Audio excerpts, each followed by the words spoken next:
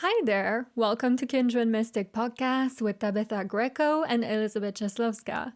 Get yourself a drink or something to get done, whether that's your laundry, a workout, cleaning, or anything else, because this is going to be a long one. We hope that you enjoy your time hanging out with us. Start the recording. Okay, so it should be recording now.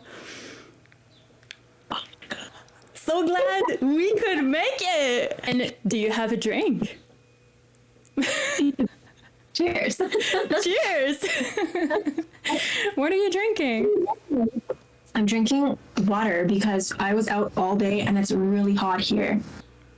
Right now, for some reason, it's like full global warming in effect. And we have no air conditioner right now in the condo and it's just very hot. So I just want cold water at this point. I hear you. It was 25 degrees here near Montreal, so... Yeah, it's crazy. Yeah. Not April weather. April is just always like weird. You never know if it's going to be too cold over here or too hot. Yeah. And just so everybody that is listening to us know, we are both from Canada. Different provinces, but still, weather in Canada gets pretty extreme. It's like super hot in the summer, but then super cold in the winter. Very extreme. And in Montreal, do you normally in April have a ton of rain and have it cooler, or does it sometimes get hot and then get cooler? Yeah, it's pretty much that. It's everything. Yeah. You never know. One day you'll be in shorts. One day you'll be in shorts, and the next day you'll just have your ski suit on.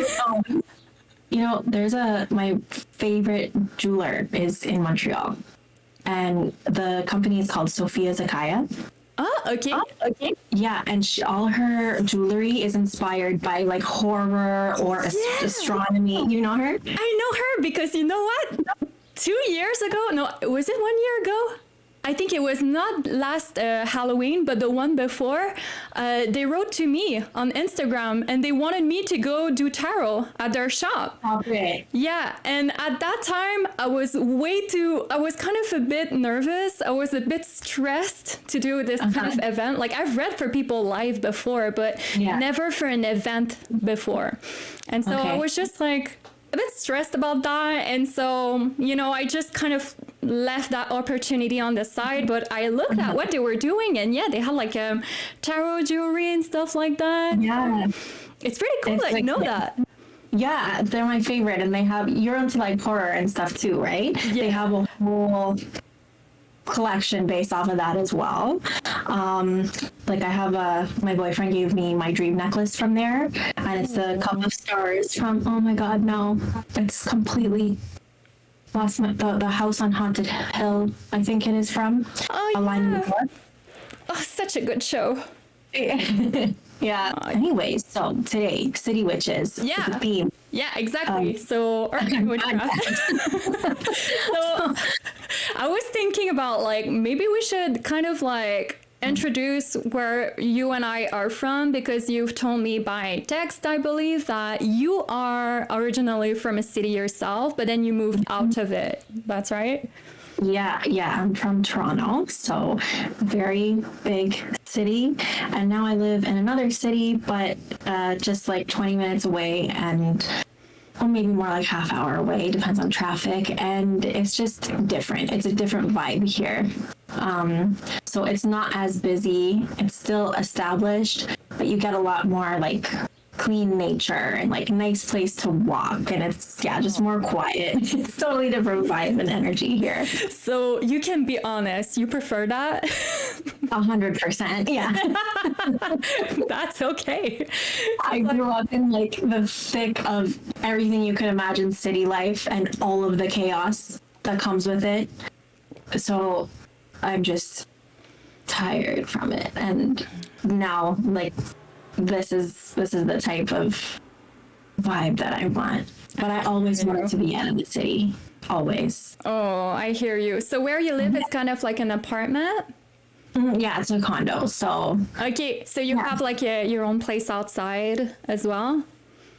A balcony. Okay, but that's good. That's better than no balcony. So. Yeah, because where I lived before, there was no balcony. So there was nothing. And I didn't want to hang out outside there either. So it was really, I felt really trapped in that place. Okay. Yeah. So not the best experience for me in the city. So that's so weird because like for me, it's kind of like the opposite. Yeah. Like I come from actually like a small village in a city called Drummondville. It's kind of like halfway from Montreal and Quebec City.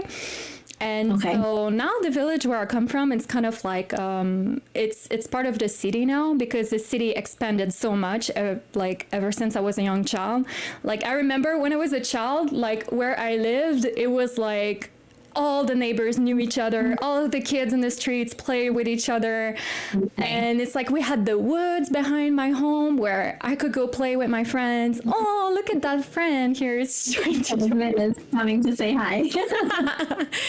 Oh, your babies are all over. Yeah, she's definitely gonna make appearances, so everyone can get used to her. That's good. So yeah, where I come from, it's like it's pretty small. The community was pretty tight.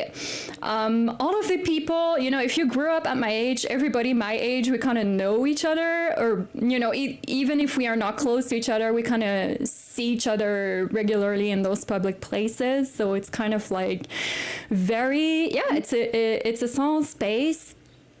And a few years ago, I moved here because my roommates had to go study in Montreal. Okay. And basically, the idea of that video came to me because I was walking downtown Montreal like a few weeks ago, and I started realizing that I was kind of starting to enjoy it more because before that, I despised it. I wanted to be out of here. Is it because it was overwhelming to you coming from like a more quiet town versus the city is very overwhelming? Yeah, and like honestly, and between you and I, like I don't know what to do in a city besides like spend money. And it's like to me, my favorite activities is spending time doing stuff like, you know, going outside and just going out in nature, doing sport, or, you know, just moving around. And so I just thought to myself, there's nothing to do in the city besides spend money. And I love that you said that. I gotta interrupt you for a second because most people, everyone from cities always say, if I move to like out of a city into a small town or something like that, what do you do?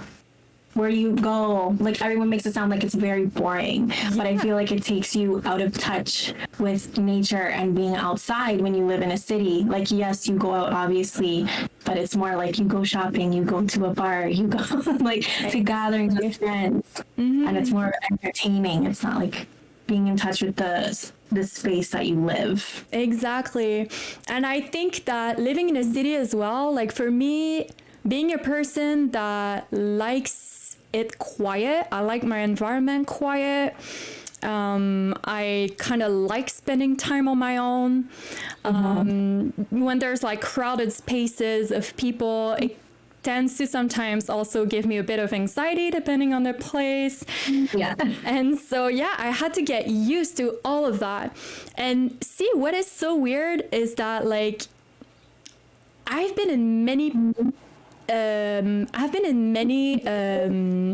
situations before in my life where I had to completely find my way in a new city because I traveled. I spent most of my 20s traveling around the world. But like, I don't know why living in a city, I found that more intimidating for some reason. Like I found that more intimidating, getting used to the public transport on a regular basis. That was a big one for me. Yeah.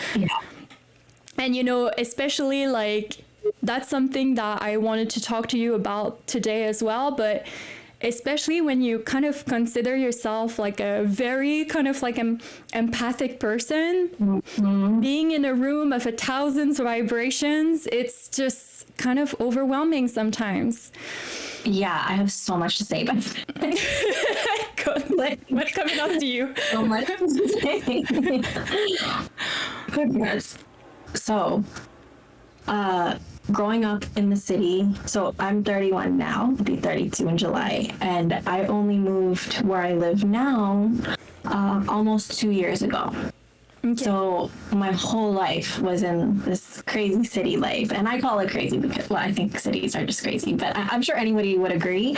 But for me, it's like over the top, and the anxiety and the overwhelm that I would feel all the time, you know, and I knew that I felt that way because I was experiencing it on the daily, but the reality of it sunk in when I lived here for a year, and then I went back to the area I used to live in after being here for a year and not being back there, and I could not believe the way that I felt. Like it was this gross feeling, like I just wanted to leave. I just wanted to get right back home and get out of that place. And I could literally feel in the car, like when we cross the threshold, that's like kind of exiting that city and coming back to where my new home is. It's like get me back there. Literally so much anxiety.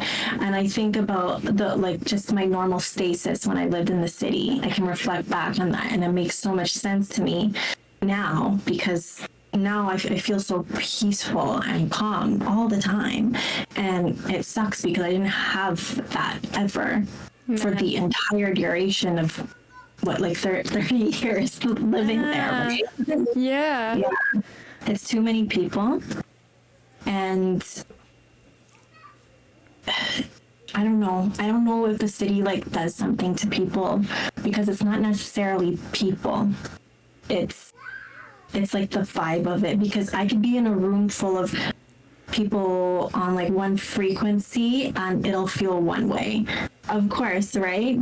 It's not because of the amount of people.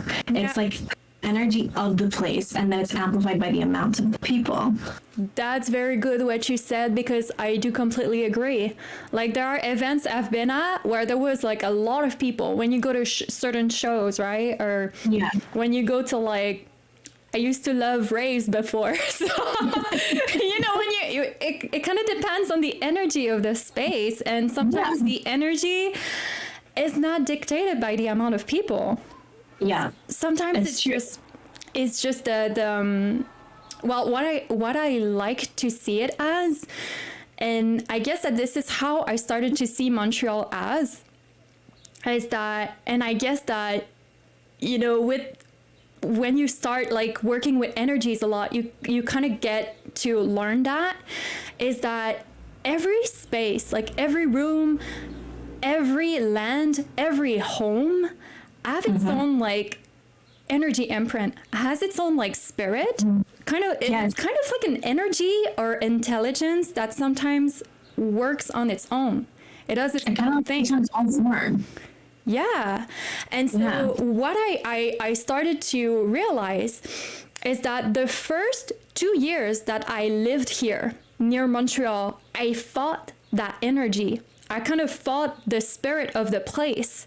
And only this year I started to adopt it, and I started to instead try to get to know it and befriend it and get curious about it, and instead of just fighting it, because I realized that the more I was trying to like fight the spirit of the place, which is this energy of this place was there way before me, and they will be there way after me too.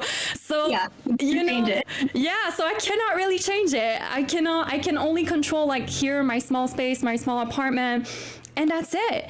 And the rest, I have to find a way to work with that.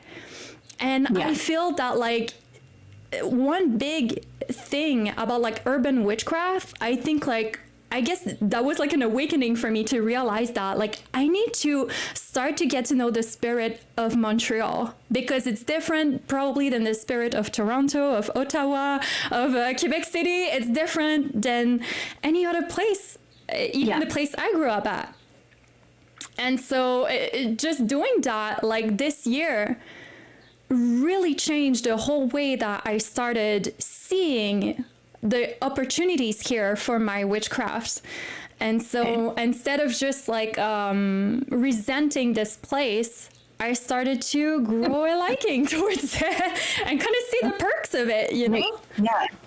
no, it's great that you could do that. And I feel like there's something there for you to learn from it. If you feel like you can somehow get on the same page of it, there's something there for you to learn about it. And it's going to give you something, whether that be like knowledge of what you do want and what you don't want, or both. It's going to give you something. Exactly. And so instead of just resenting my time here, I just started to tell myself, let's make the best out of it.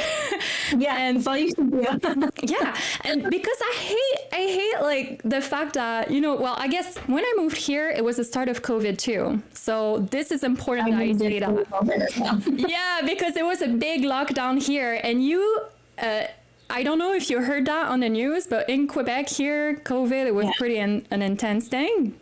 Yes. Yeah. Yeah. So everything was in a lockdown for like a lot of time. So I wasn't going out. And I guess that this really shot me in the foot to not go out the first year that I lived here, because even when COVID got removed, it's like, okay, I still didn't know the environment I was in. I still didn't know the neighborhood quite well. And I started going outside again and slowly dipping my toes outside of my comfort zone, because I cannot, I have to stop saying that, being empathic and having, working through some kind of social anxiety sometimes of, living in a city. I have to stop using that as an excuse, because I don't want to be that way. Mm-hmm. It's not because, it's a problem that it should be in the future. I can start working on that, and I want to go out more. I want to explore more here, and I want to, enjoy my time here in the city. So yeah. Yeah, for sure. I also think that the city toughens you spiritually and energetically. Yeah. Because it's always battling against you, because if you're empathic, there's going to be a constant overload coming at you that you're absorbing, and you have to learn to toughen your spiritual skin and let it be able to bounce off of you. Exactly. And so I have some friends that come from really nice areas, more quiet, upper class, and if they come into the city, they're very scared, and to them it's this beast that they don't know how to deal with. So I feel when you are coming to the city newly, it's gonna toughen you up in a different way. Yeah.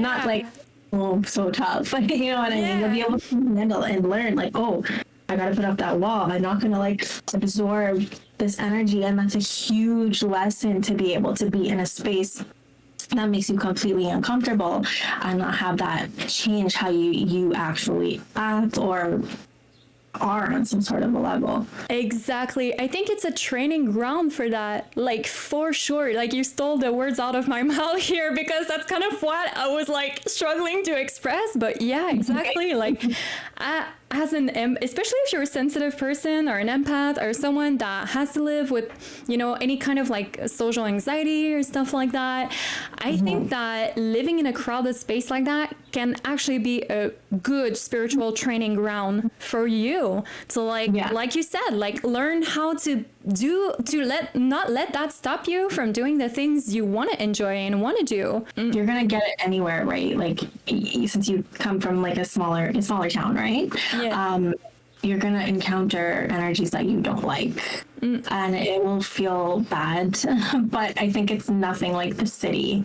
A big city is, it's a beast of its own, and learning to navigate that, and then you can grab what you want from it, and maybe one day you're hey, it's not for me, or maybe you're yeah, I love this, but you'll learn either way. Exactly. You learn either way. That's for sure. Yeah. Basically, instead of waiting for the place to kind of make me feel magical, I instead started to kind of bring my magical mindset into the lifestyle that I'm living now. And I think that it's been a huge part of that transformation, where I just started to grow more and more comfortable with it. And it's cool when you have like little challenges like that, like, okay, I'm going to get used to, like, you know, it sounds stupid and silly said like that to like someone that has like grown up around it could sound like strange, but just getting used to like things like that, like going out in the public transport and just It's yeah, just you know, like getting to know the nice spots as well, the spots that you would like to kind of like spend more time at. Yeah, that's so important in the city. Because like for me, I had like 3 spots that I knew that if I go there, those are like my sanctuaries in the city, and those are my places. And I knew that if I go there, I don't feel the same way that I felt when I was other places in the city. So I would always try to get to them as much as I possibly could. They weren't close to me and I wasn't driving. So, you know, I would have to make a trek there, or like find someone who wanted to go with me in a car. So that added that other extra level of it being special, because I couldn't get there all the time, even though I wanted to. So when I got there, I was like, oh, yay, I'm so happy to be here. Yeah, identifying those places that just make you feel good, I guess, is just so important. Yeah, and making your home that, so that when you come home, like I like to think of your home as like, make your whole home like your altar. like that intent that you put into making like the like altar space, or like whatever that special nexus in your home is, of like all that good energy where you keep everything that is like so magical and important to you. I think you should put all that into your whole home, because you spend so much time there, and you need to have a sanctuary like for your mental health. Yeah, well, the place that you have access to, right? Because like, I guess that there are some people that are younger, they have to move in somewhere with their family, so maybe they just have access to their bedroom. But there's a way to like kind of make just one room your sanctuary, or just like a corner of that room your sanctuary. Somewhere. Yeah, somewhere, because I know that sometimes, and that's another thing too, like I think that when you go live in a city, everything is a bit more expensive, and so obviously you're going to have a smaller space, and sometimes you're going to have roommates. Yeah. And that's another thing as well. Like, I'm curious to know if you have ever lived with people that were not witchy, like let's call them the muggles, as I always say. Yeah, did you live with the muggles? So I've never lived in a roommate situation. Okay. Yeah. So I actually left, like living with my mom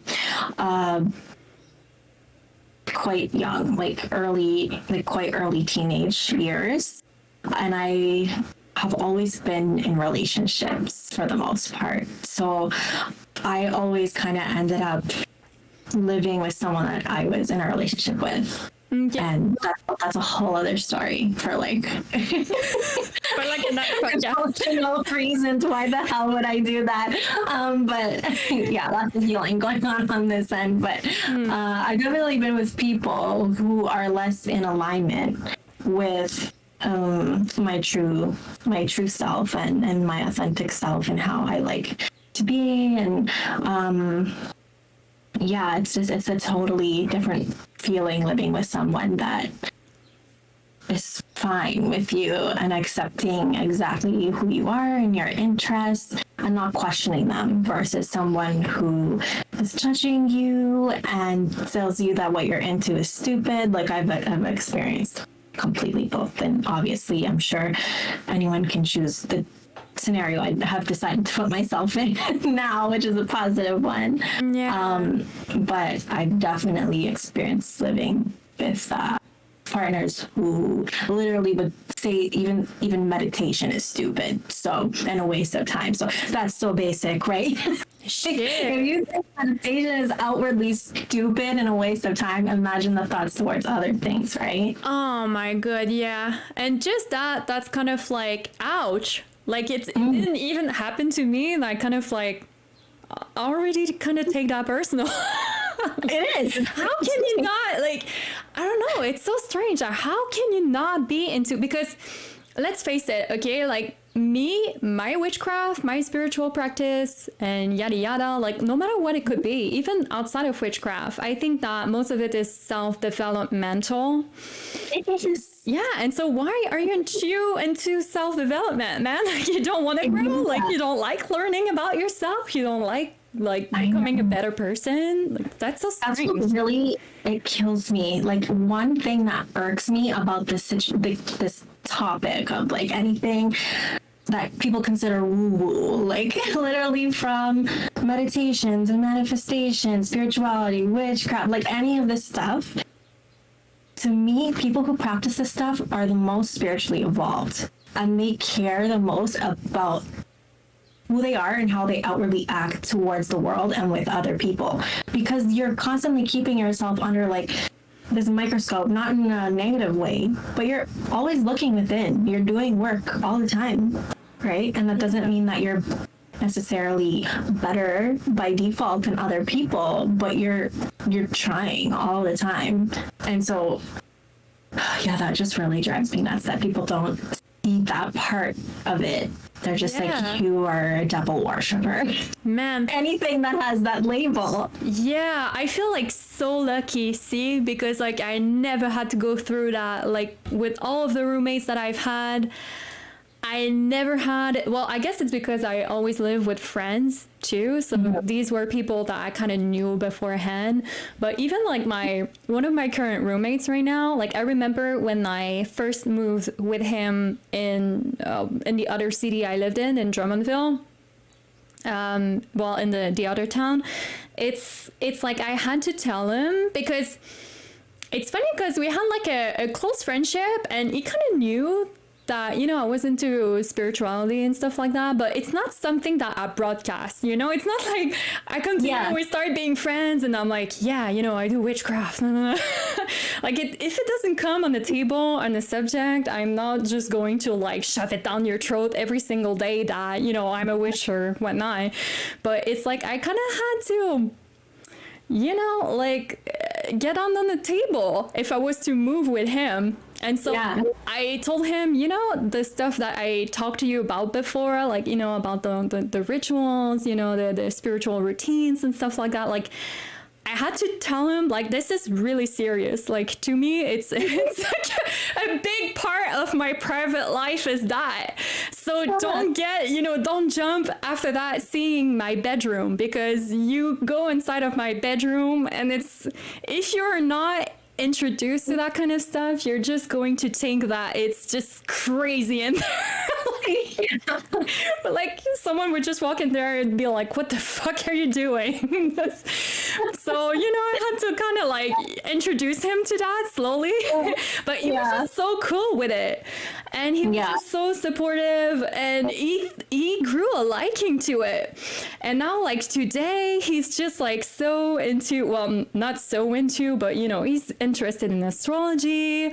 And sometimes sometimes he would tell me like, I started meditating and journaling, and I just find that so cool that I got to have that. But since you live the opposite than me, I was really curious to know if you had like an advice to throw out there to like witches that could be in a situation like that. Like, how did you kind of survive your time with someone like that? Like, do you have any advice about that?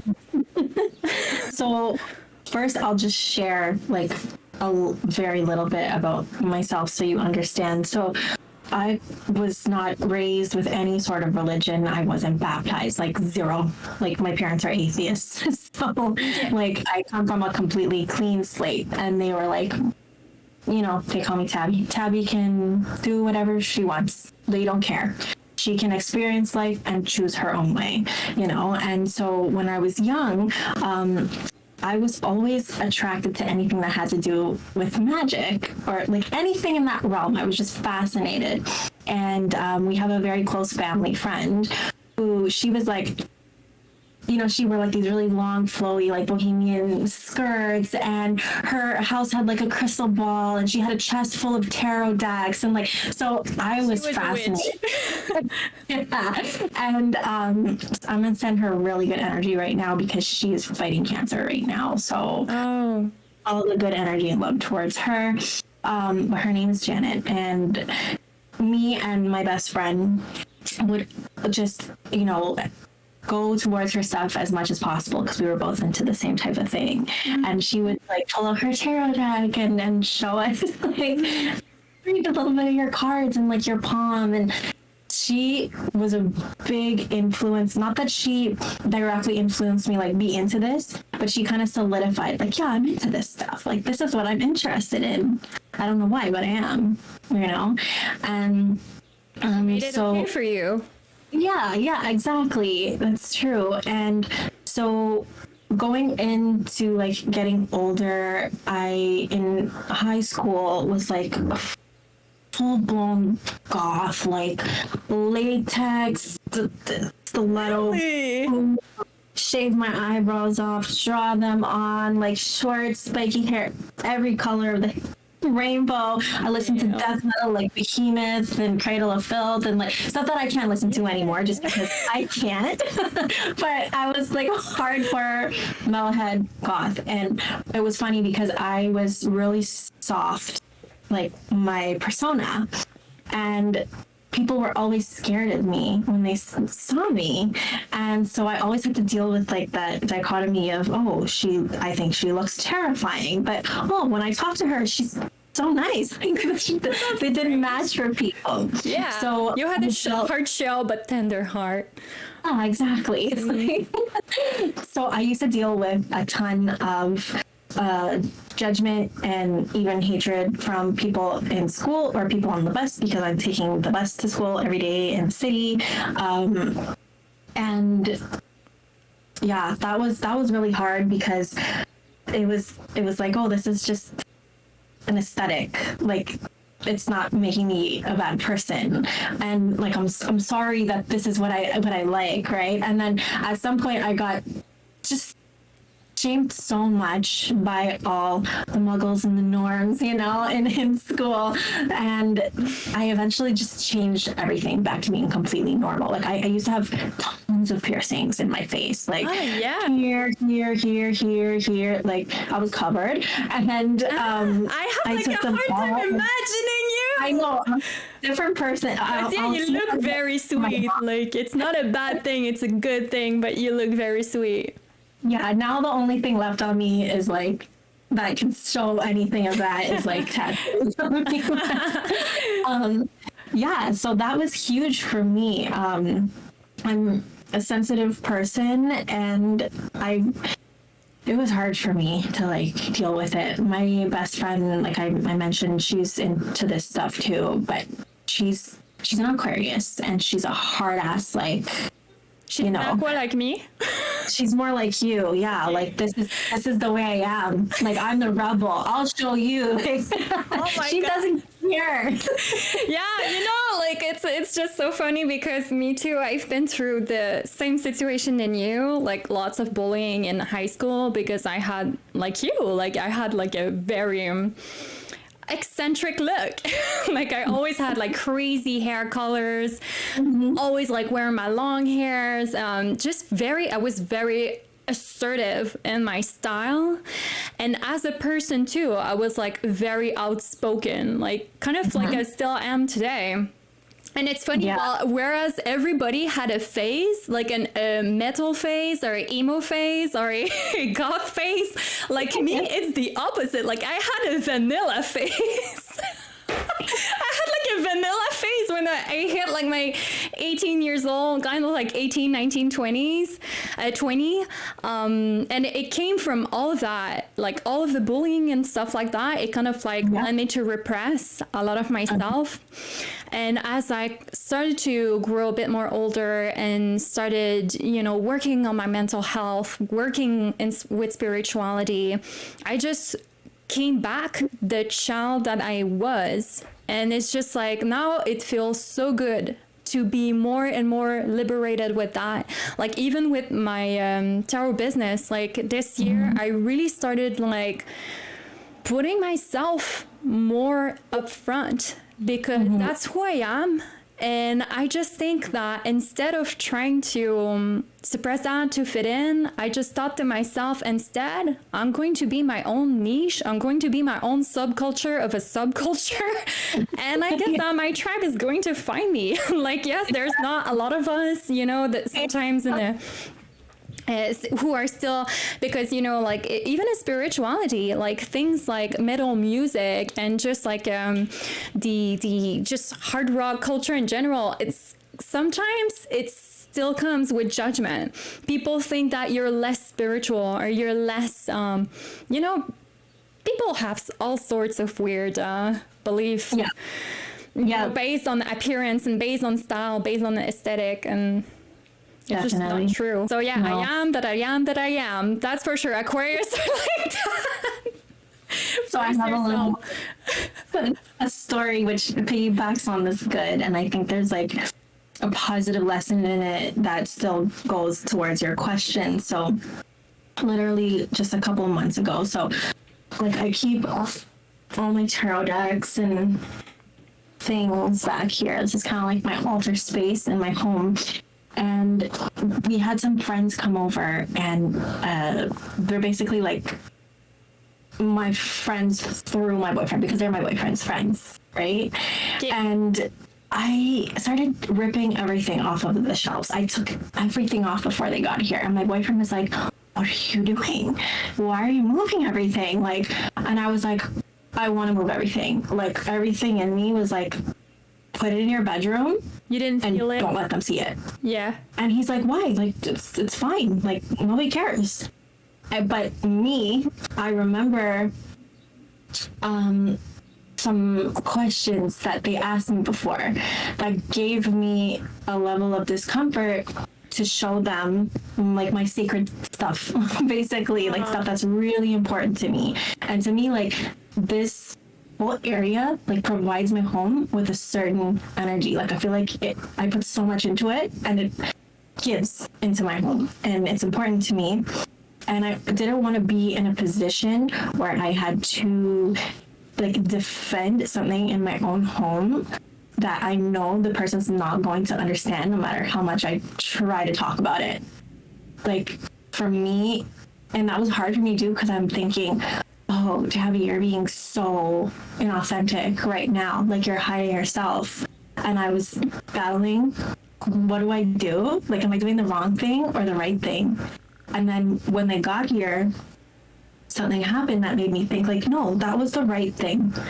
Like I got questioned about something else that was so normal in comparison to everything. And in that moment, I was just like, yeah, your intuition directed you right, because I felt so much better to just put it back later and not have to deal with any of that shit. Because to me, that's shit. I don't want to talk, like that conversation would upset me. It would make me feel super judged. It would put bad energy into my stuff. Yeah. And so I think the advice there is not to ever hide yourself. You should be open and proud about what you're into, but if you know that is something you can't get away from with a certain person or people that are not people that are gonna, like, if that was my boyfriend, that would be a problem, because he has to know me in and out. But someone that's I'm gonna see maybe once every couple months, I don't need it. Same deal. Yeah. And it's protection. Your protection, I think, is more important in that case. Yeah. Like, I totally agree with you. Like, I didn't go through that situation, but I think I would have felt the same way. And I would have probably processed it in the same way as you. Like, I think it's just valid. If you're in a situation where you know that your living space is going to raise unnecessary questions that are going to make you feel uncomfortable, that are kind of going to put doubt into yourself as well, like, and into your practice, I just think it's valid to go for like the self-protective mode for now, until you're in an environment that makes you feel safe to, you know, be yourself, to uncover these things and show them and, you know, display them or whatnot. Nothing against the people, not to say they're bad people or anything, but people are full of previous, like, I'm losing the word, but basically judgments from, you know, what they were taught and like instilled in them and that they carried on the belief of. And you can't change that, and you shouldn't put any into trying to change. So you just kind of got to accept it. And so I think my big advice is choosing people that, you know, the people that you're going to have around you a lot, and the people who actually mean something to you, your best friends, your romantic partners. They have to know you inside out, and they have to support that, and they have to like not look at this part of you that's into these things as a negative, or else my advice, cut them out of your life lovingly. Like they shouldn't be there. Lovingly, but fuck off, but lovingly. I feel like this is one other thing I wanted to tackle in this discussion today as well, is that when you live in the city, though, you kind of have to see the perks of it, because there are actually perks and there are downsides. Like when you live you know, all in the bush as well. But, you know, one perk that I didn't get to enjoy here just yet, but I might. This is something I will be interested in doing in the future. But it's that when you live in a city, you kind of have more opportunities to have a community-based practice, to have like interactions with fellow witches. It's so tough to like run into people that are into the same kinds of things than you when you grew up with the same people in the same little town your whole life. Like for me, I think it was my struggle. Like when I told you earlier that I was like bullied in high school and stuff like that, like there wasn't at my high school, like you kind of knew like the people that had like a alternative style that were kind of like, you know, out of the box. You kind of knew them. It was like the same people always. And it's very different in the city, because like here you can just dress all fucked up and look whatever, and people are not even going to care. Yeah. And I think there's something liberating in that, because I never got to live that. Like where I come from, every time I'm going out, like at the grocery store or, you know, at the bar and stuff like that. Well, not anymore. I mean, I'm older now, so it's cool. And when I hang out with people from my age, I don't have to go through that. But, you know, it's kind of like you get a certain kind of attention when you live in a smaller place that you have to get used to. And you have to, that, you know, when you said earlier, living in a city creates a shield for empaths. I think that living in a small space, in a small town, created that shield for me. Like it really build me a sense of self-esteem with like the stuff that I like, and just the aesthetic that I have, the person that I am.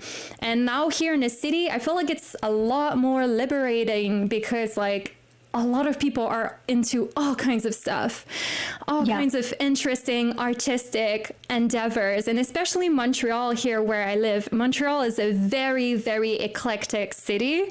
So there are a lot of people into like underground subcultures and different types of arts. Like one of my best friend, she grew up around here, and she does burlesque, and now she does like a class of circus. And it's just like there's a big community around these kinds of things in Montreal, which there was none in my town. And so I think that for witches, it can be a good opportunity to connect with people that are like them, to live in a city. And that's something I've not done yet. I have like my favorite witchy shop in Montreal that I keep going back to, and it's pretty cool because like in the basement they have like a space where each time where there's a major how do you call it, like a major Sabbath or Esbet, they celebrate it. So you can go in a basement in the shop during these days, and you can do like a little group ritual and stuff like that, and it's pretty fun, and I like that. So yeah, I'm pretty independent as a witch. Like I practice mostly on my own because that's just how I've been used to live my life as a weirdo. Yes. In a place I live in. But here I felt like it could be fun to like meet more people like me, and I feel like it's an opportunity I could get to more. Yeah, for sure. Like the positive about the city is, well, I mean, like in Toronto, there were tons of shops, like metaphysical shops, little witchcraft shops. Like you're gonna find that where I think, I don't know, I never lived in a small city, but or in like a village or a small town, but I'm sure. I don't know. Maybe you get one if you even get you're one. Lucky. Yeah. And there's not everything that you need. You know, right? And sometimes I remember when I lived in Drummondville, near Drummondville, it's like the I guess there might be more metaphysical shops now. I don't know, but back then at the time where I lived there was only one. And it was very centered around, new age kind of stuff, which is fine too, because it's like a lot of things that I'm interested into are new agey as well. But there's less like niched stuff, like very, around witchcraft and stuff like that. So, right. Yeah. So that's something that I really enjoy here, because like actually when I had the idea for this video, I was walking towards, I was on my way to go to a curiosity shop. Okay. Because I wanted to buy myself some bones, and it's so cool. Like you get to do that here. I didn't get to do that back home. I was like, I didn't get an adventure like that, like just going shopping and like that before. Yeah. No, my favorite memories in the city are probably shopping.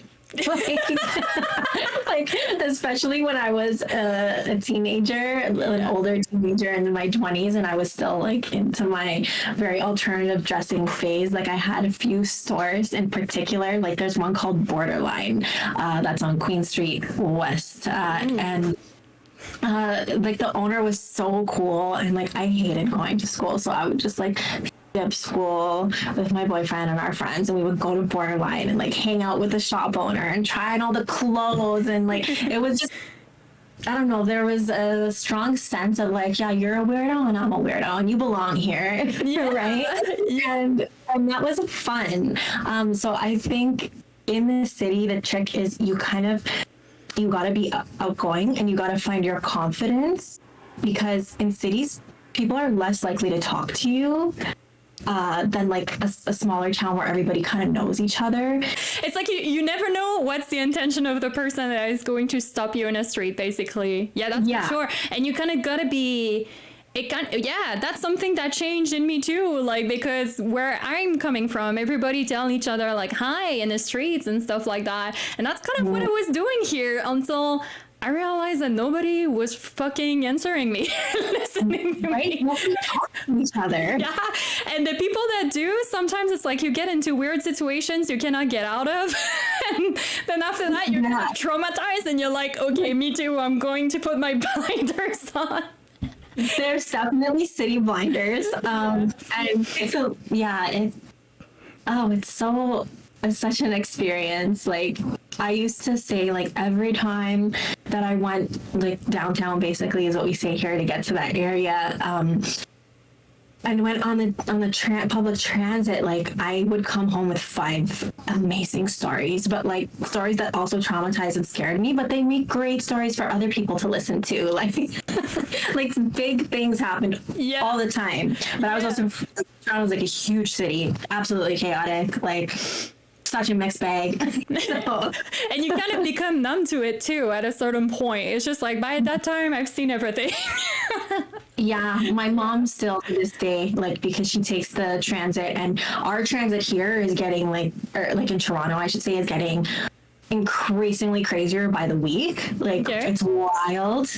And the thing she tells me, I'm just like, wow, I'm so glad I'm not even going on that transit, because Toronto's like the Wild West, you know, the public transit. Wild West. Yeah, and if someone like even my friends from like higher class places outside of Toronto. If they come into Toronto, very fancy, your friends. Like, hearing you talk about it, I'm kind of like intimidated. Like, what are those upper class friends? No, because I'm not from that. Like, I'm absolutely not from that. No, so I get you. To me, I think the level of high class is like, I'm not even that high, but like to me it is. So like what my growing up was and like the type of area that I grew up in and like everything about it. I hope you get what I'm saying. Yeah, but for sure. To me, it's like, and you know what? That's a different topic, so we can talk about that another time. But if they would come in to Toronto and go on like public transit or go into certain areas downtown and they're with me, things would happen and I would be like, just keep walking, like just ignore, like it didn't happen. As long as I don't feel like, you know, my intuition is not like, okay, that person's gonna potentially hurt me, because of course you gotta be on your toes for that in a big city, but especially when you're a woman. Of course it's it's totally different for us. But yeah, they would see stuff and seeing their reaction, I'm like, oh wow, like I am numb to this.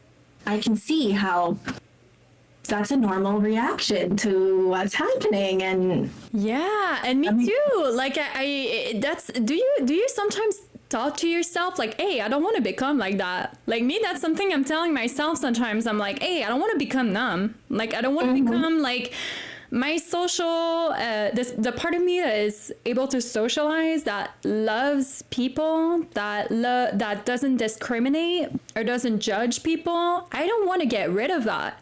And sometimes it's like in the city, you will go through different situations like that where those boundaries will be tested sometimes. Oh yeah. Yeah, for sure. It definitely is different, because even when I go into like small towns, like maybe an hour and a half, even 2 hours away from where I live, just for like a little day trip, and I'm like, people are so friendly here. Like, why are you so nice? And you're just walking by, hello, like so friendly, and I love it because I'm social with people who I feel, I'm like, yeah, I feel your vibe, and I can talk to someone forever if you're like that. So I don't mind it, but it's still jarring to me because I didn't grow up like that. So wow, you had to get used to that. Yeah, I could see me like that. Yeah. Cool. So yeah, like another thing too is that ever since I've lived in the city, like, so yeah, I was talking about earlier how like I had to kind of like get to know the spirit here and kind of like start working with the energy of the place instead of trying to fight it and trying to resist it and trying to build resentment towards it. And like one thing that really changed for me is that my craft moved from what was before like very nature-based, pagan kind of folk-oriented type of magic, and it kind of moved into something that is more artsy, that is more crafty, that is more creative oriented, that is more community based. And that's something that I found interesting. I was like, there's power in that. And see, that's the thing. I think that one big misconception that we often tend to use as a blockage, even us witches, is that we think that all witches need to work absolutely with nature. While it's like your craft has the right to go through these different phases, and sometimes you're allowed to kind of like grow out of it for a while and then go back to it. And it's like it's still magical to kind of find power in other stuff that and I'm a big nature lover. Like I'm telling you, like for me, it's so important to spend time outside. I love animals. I love like, you know, hiking. I love going camping, and I do all of that still during the summer. But I started to find power in other things too. You know, things like going out to a show. It's a ritual now. And, you know, everybody around me that is like listening to the music might not be in that same like kind of like, you know, sacred vibe inside of their mind, but I am. And, you know, things like as well, like glamour magic. Like for me, glamour magic became a big thing here. Please elaborate on this. It's just the point that I wanted to make is that like it doesn't remove any power away from you to not be so nature based, because I watched a lot of videos on YouTube about the subject of, you know, urban witchcraft before our talk or before our conversation today, and that's something that came up a lot. Like a lot of people put down the advice, which is valid, you know, the advice of like, oh, there's you know, always a spot in nature in city as well, there are parks and stuff like that where you can go forage and things like that. And I was like, yeah, that's fine, and that's good to identify those places to keep nature somewhere in your life, because you don't want to disconnect completely yourself from that either. But I think that it's also okay if your craft is mainly moving out of that. And I find that natural. So, yeah, okay. So for me, like, that was, I think I kind of touched on it before, something I craved so much was to have like these natural spaces that I could go to, because I felt like I was in this concrete jail. Like I didn't like where I lived, and I didn't like looking out the window, and I didn't like the surrounding areas. So all I wanted was to find like a space within the city that made me feel anything but that, right? Like I wanted to find the places that made me feel good fucking energy, okay? And so I think a lot of people that come from the city, they come from that perspective. That's why they mostly get tunnel vision into like nature when they think about magic and witchcraft, because it's like this gap that's missing from our life, and it helps us to connect back. So it's like the most natural thing that we gravitate towards, because that's definitely like 100% the way that I am. And I don't know if it's something that I do unconsciously, like maybe I do it and I don't even know. But to me, like, I would love to hear an example from you. Like, what type of ritual or like which way do you take your witchcraft or magic in a way that's not nature based? Like I would love to have you give people examples who are in the city. Okay, so like the thing about glamour magic for me was a big one, like finding empowerment in glamour magic. And so now that I live in the city, well, I live with two musicians, so we kind of have like I don't know if you can see it behind me, but we have like a little small booth where we can, you know, play music in there or sing in there, and it's like the sound is very well kept within that small room. And so one thing is that I really started, you know, making a lot of art witchcraft through music, through you know, the art that I create. And one thing that I do in this booth a lot about glamour magic is kind of like dressing up. So I will dress up myself as like in a particular outfit in the mood that I want to feel, and I will put on some music and I will sing, because I really love to sing. Me too. So yeah, cool. So I will sing in a booth, and I will kind of like, that will be my ritual. I set the intention that this song makes me feel powerful, makes me feel confident after I sing it. And so I do the song, and that's kind of like the magic in there. So, you know, I do feel like there's a way to make a ritual out of so many things that doesn't necessarily include, you know, herbs or flowers or stuff like that. There are ways to find empowerment and other kind of things. And I think that glamour magic is a big one. Art witchcraft is a big one. And I think that living in a city leaves a lot of opportunities for that, because living in a city, yes, it's faster paced, but it's much more focused on the cultural aspect of living, more than when you live in a small town near nature. And so it's kind of like from there that I started to see the power in the place I was at, that yes, is not so, you know, focused on nature anymore, but I can find other ways to channel and to receive energy. other than just from nature alone. You know, there are other ways that I can do that. And you know, for sure it's going to be hard, like you said, if you're not a social person at all, and you don't want to work on that, like you refuse to change that, you don't even, or you aren't interested, and to be, you know, participating to social activities, I think it's going to be harder because you're closing doors on yourself. You're just putting a wall and you're saying my craft is only that. And it's good, but to me, it's kind of like closing yourself down and closing your power down too. Almost as though if you're not in nature, then there's no power for you.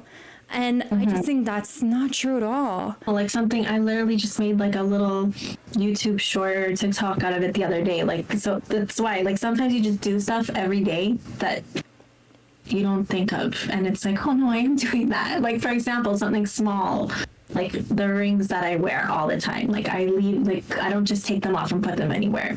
When I wear specific jewelry that's like very special to me, I leave it specifically in this area because I want that energy to be in them, so that when I put it on, it's like a talisman. It's like I'm harnessing the power of it, and they're full of intention. So like little things. You can light a freaking candle in the morning, living in a concrete jungle, and set the intention and work your magic that way. Like, yeah, you don't need to have, know, a forest to be magical. You can make yourself a neon dungeon like me, like right now, if you want to, you know, like. Yeah, exactly. It's like, the atmosphere. Yeah, exactly. It's the atmosphere.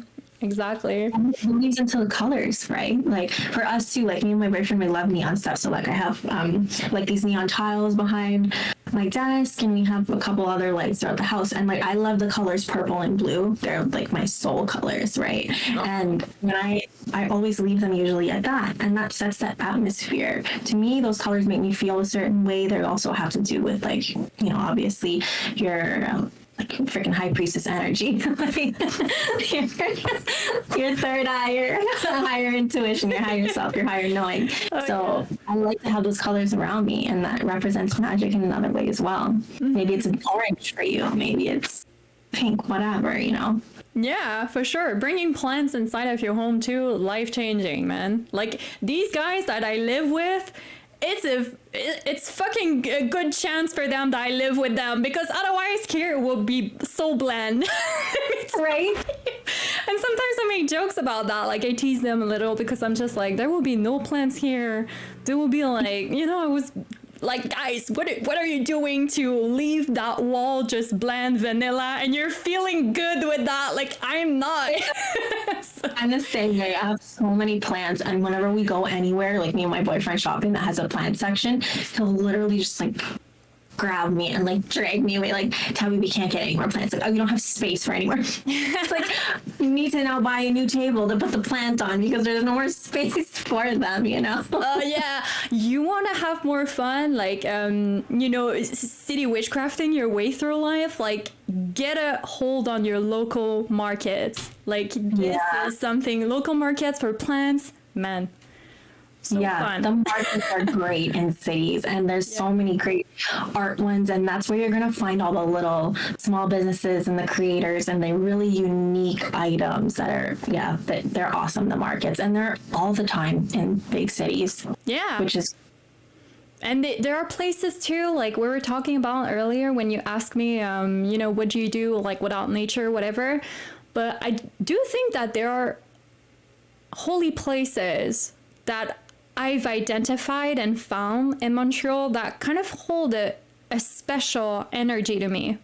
Like to me specifically. Like this one witch shop that I go to has that energy. There's also a bar that I like to go to. Sometimes it's kind of like a cafe, but there's a lot of live music there every weekend. And it's kind of like it's a Tunisian bar? Tunisian? Okay. Tunisian, yeah. Yeah, you say that? Okay.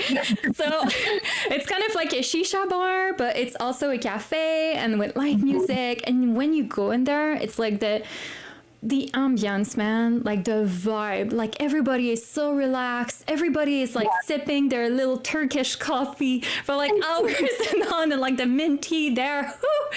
Oh my God, baby. It's just, too. Yeah, yeah. And it's just a vibe, you know, you go in there, it's a vibe.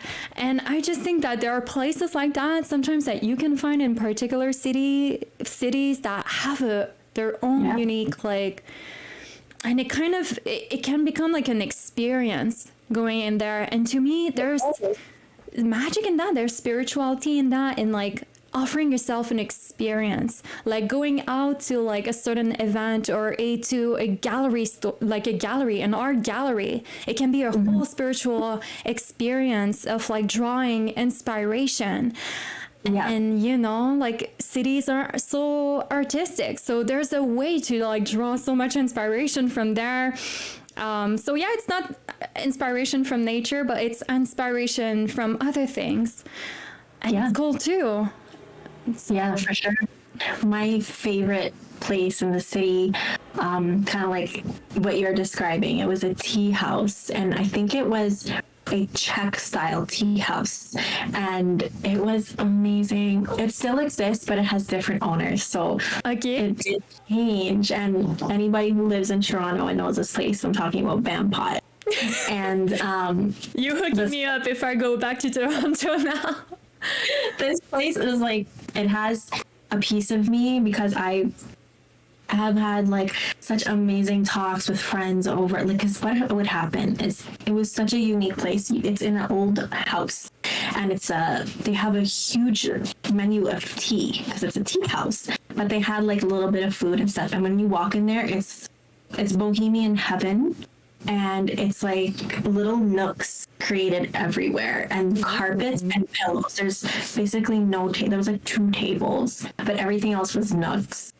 And when I first walked in there, it challenged me because I was like, oh, you take your shoes off when you go in here, and you sit in places where like other people were sitting with pillows and carpets. So like the first thing in my head was like, this is unsanitary. And like that stopped me at the door. But that became my favorite thing after my first time leaving there. It was the thing I was most excited. Like I felt like I'm going to kick off my shoes. Like I can't wait to sit in that spot. I love that spot, you know. That's so nice. They would have live music, and I'm so sad that, you know, they changed owners because now it's different, and that place is gone. Like that's one place I would love to still go back specifically to the city for. There's nothing like it anywhere, and it's gone pretty much now, you know, but I have my good memories there, and it's important to find those places in the city because cities are big, and you will find the place that makes you so inspired and feel like so authentically yourself. Yes, you will. Even without people, like it's important to kind of like get, like for me it was a big thing. Like I had to stop like, well, I'm not like that. Normally, like I don't wait for people to have fun. Like I'm the type of person that's like, okay, nobody wants to come with me, like fuck it, I'm gonna go alone then, you know. But it's just in a city, it was in a big city, it was more intimidating for me. So it's kind of like I had to dip my toes into that too and tell myself like, okay, let's not wait for others to have fun. Let's go on an adventure and let's discover this neighborhood, you know, and find one cool place, like one cool cafe or one cool park or one cool, area to visit. You know, just like last summer, that was one cool thing. Like in Montreal, there's like a huge cemetery on top of because Montreal actually is an island. So it's an island, and there's a mountain on top of it, and there's a huge cemetery there that is overlooking the whole city. Oh, wow. Yeah, and it's very special to go there because you go there and it's all of those, like, you know, very cool, like Gothic tombstones, and it's just like a labyrinth. You can get lost in it, like literally. And so we walked kilometers and kilometers and that, and it was just like it was like an experience. It was like historical, and we were just like, look at these cool tombstones and just wonder, oh, who was that? You know, it's so old. You know, that person person passed away a long time ago, and it would just spark inspiration like that. And I'm just like, man, I go back. I want to go back to that cemetery just alone, just to wander and walk around. And I want to find other places around like that too. The moral of the story and the conversation that we're having is no matter where you are, you got to find the good in it. And the stuff that you don't think is good, you just take that as a lesson of what you do want and focus on finding more of what you do want so that you can have more of that, you know, in your life. And there's good and bad everywhere. You're not gonna be a better witch if you live in a secluded forest in a beautiful little wood house. You do that, I'm jealous of you and I despise you, but I'm joking. No, if you can do that, then good for you. Like, super jealous, but good for you. Yeah, exactly. But there's ways to find power elsewhere. Exactly. I'm into that. Yeah, it's everywhere. And but especially if you're in a city, find it in yourself to kind of be a little bit confident and just you don't have to everyone. Just if you see someone or a group of, maybe like start with one person, but not a whole group of people that you keep seeing somewhere or whatever, like start a couple conversation. You don't know what's gonna happen. Like I reached out to Elizabeth and I said, hey, would you do this? And that was hard for me because I'm like, oh, I think Elizabeth is fucking awesome, but she might not be into this, and that's totally okay. But I have to be okay with the answer that she might not reciprocate it, right? And just taking that one little brave step of being like, okay, I'm gonna try to talk to this person, right? Because it doesn't matter how old you are, like you'll feel like, I don't know, to me it makes you feel like a kid in school. It's like, oh, will you talk to me? Like that's what it feels like no matter how old you are. Yeah. I'm so glad you did. Because that was like really one of my resolution for this year. Like I want to make more friends, yes, in person, but online too. Like I want to have a blast online as well. Like not just when I'm out there wandering in the real world. Like, well, I mean, it's still the real world online too, if you wanted to. Like you can make your platform your real world as well. Like it's like a lot of people say like it's so fake out there on the internet. And I'm just like, well, then that means you're there to change that. If you think that on the internet. Like if you think that, that's because you need to be authentic with your own stuff or your own, well, I mean, if you want to be on there, you know, if you I would probably not be on social medias if I didn't have a business, to be honest, but still making the best out of my time online too. And so it's so cool to meet you and to meet another person that is into the same stuff than me. And thank you so much have written to me and have invited me in that conversation today. It's so cool. It's so fun. I can't wait till our next one, and I'm sure we'll come up with another great topic for all of you. And idea. Yeah. We'll just probably ramble on and on again. We'll probably ramble.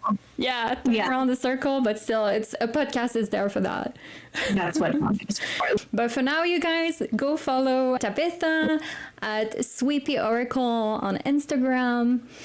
And do you have another platform? Mostly TikTok. Yeah.